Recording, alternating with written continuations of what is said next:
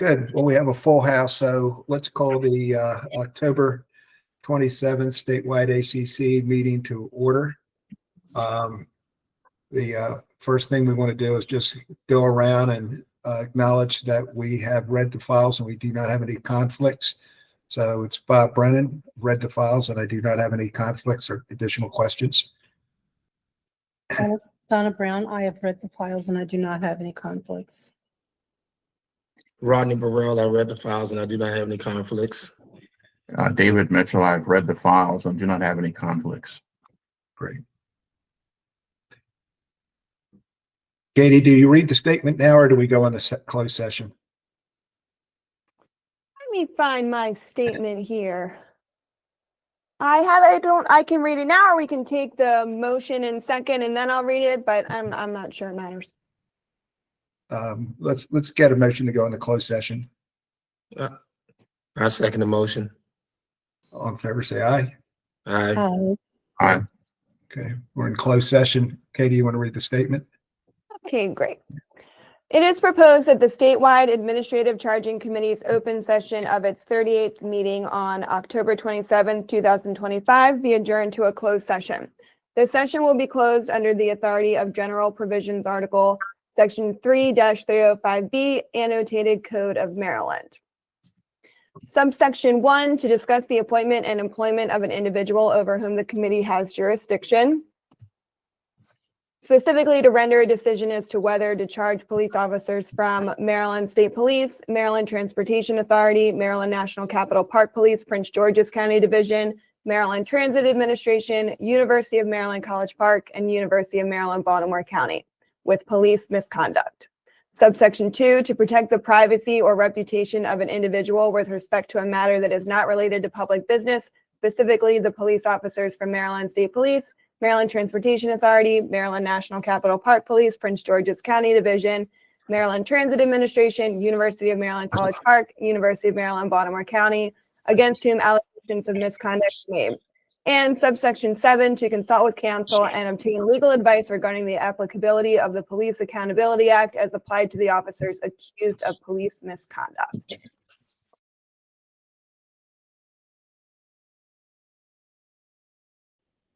Okay. Katie, do you want me to recap the totals or do you want to do it? Doesn't matter either way. Why don't you give it a swing? All right. Now, I didn't write down unfounded versus exonerated. I have the administratively charged versus not. That's fine. All right. So in our closed session, here are our results. Maryland State Police, 23 were administratively charged, 63 were not administratively charged, and 1 was deemed outside the ACC's jurisdiction. For the Maryland Transportation Authority cases, 6 were administratively charged and 4 not administratively charged. Maryland National Capital Park Police, Prince George's County Division, we had 0 that were administratively charged and 4 that were not administratively charged. Maryland Transit Administration, we had 2 administratively charged and 0 not administratively charged. University of Maryland College Park, 1 administratively charged, 2 not administratively charged. And with University of Maryland Baltimore County, 2 administratively charged and 1 not administratively charged. Great.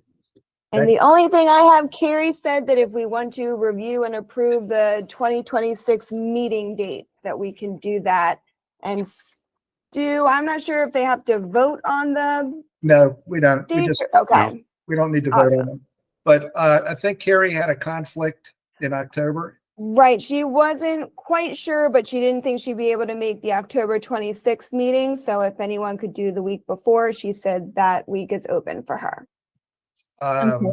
And I haven't reviewed the dates, forgive me, so I'll look at them and respond. But ask Carrie when she comes back to put a date for the October meeting and resend it to the committee members. Okay. Okay. Will do. Great. I have a question for the in the open session, Yes. and it relates to the meeting dates and the meeting date in November. We have it for November 24. While that day is fine with me, my concern is if we get another large docket of cases and we either have to go a long time through the meeting, when we have to set a second date, we won't have any further dates available to us in November. Yeah, to let you know, I'm communicating back, and Carrie's communicated back, particularly with state police and I think Transportation Authority now, that we're asking them to give us all their cases before the 15th of the month. If we get cases that are going to be too close, we're going to ask them to resubmit them after the first of the month so that we can hear them within 30 days.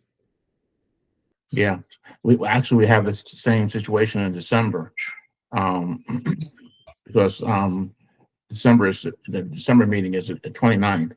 So we get another docket of 80 some cases, and it gets to be a bit of a strain. And we don't have much leeway because the end of the month and the holiday season approaches. Right. I think there was an anomaly this month. As you recall, last month we had a very light load. Yeah, the light load.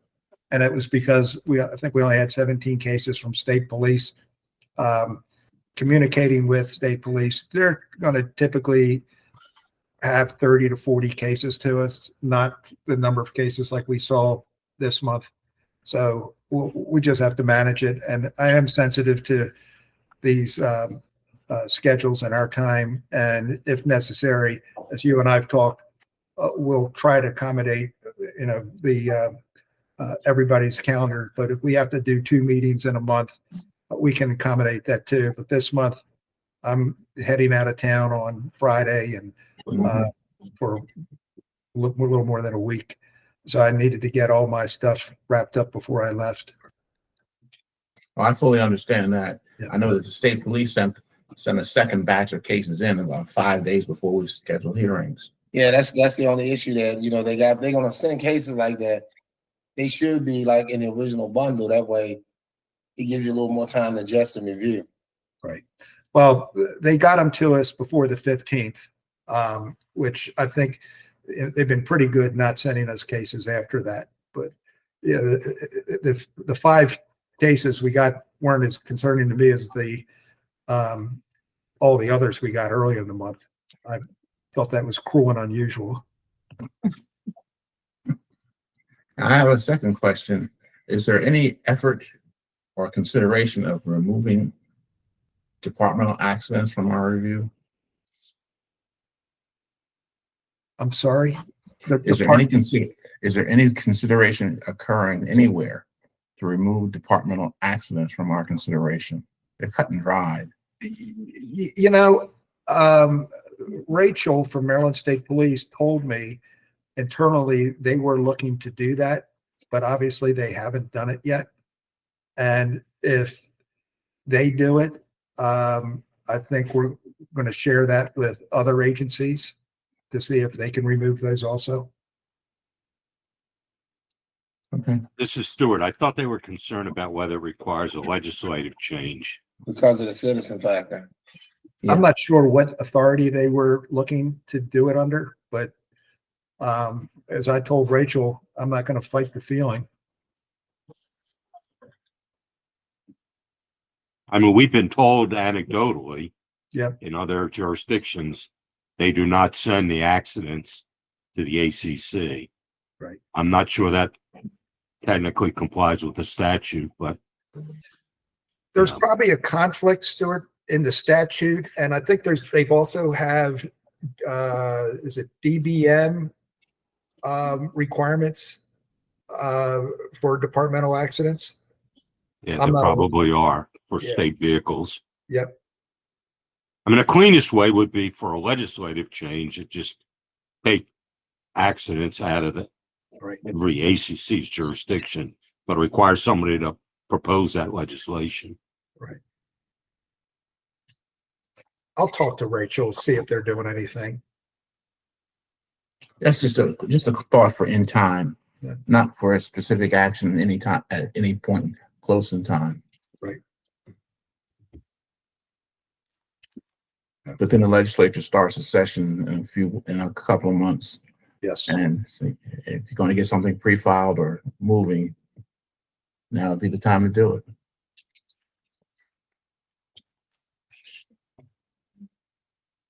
That's it for me. Stu, are you aware of anything going on within the state to discuss legislative adjustments to the enabling legislation? I have not heard anything. To check with my counterparts across the state. Okay. Good. Okay. Anything else for the greater good today? Can I get a motion to adjourn the ACC October meeting? I motioned to adjourn today's meeting. Great, thank you. I second. Thanks. Everybody, I know we're all in favor. Thanks, everybody. Appreciate your Thank time you. and efforts. Enjoy your Thank you. vacation, Have a Bob. great one. Right. Bye-bye.